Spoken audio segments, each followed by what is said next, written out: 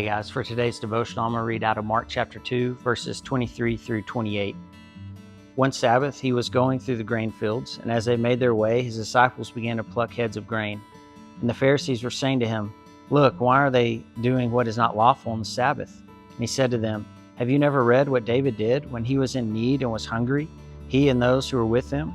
How he entered the house of God in the time of Abiathar the high priest, and ate the bread of the presence, which is not lawful for any but the priest to eat, and also gave it to those who were with him?" And he said to them, "The Sabbath was made for man, not man for the Sabbath.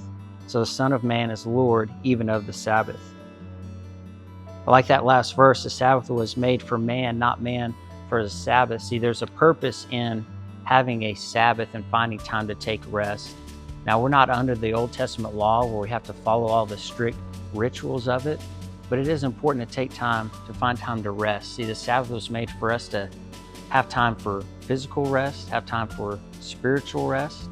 So I'd ask you, when's the last time that you took time to rest and to actually lean into the Father?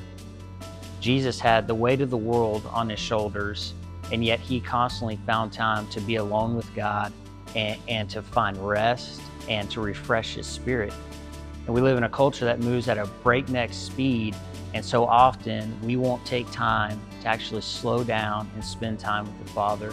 So I'd ask you, when's the last time that you carved out some intentional time to spend time with the Father and to find some spiritual rest?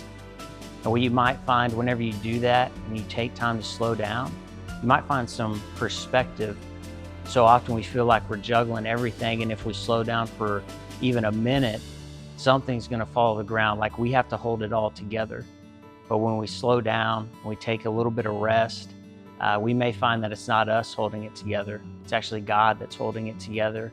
So get a little change in perspective, and it may even deepen your faith. So I'd encourage you, just think to yourself, when's the last time you took time to find spiritual rest and to spend time with God?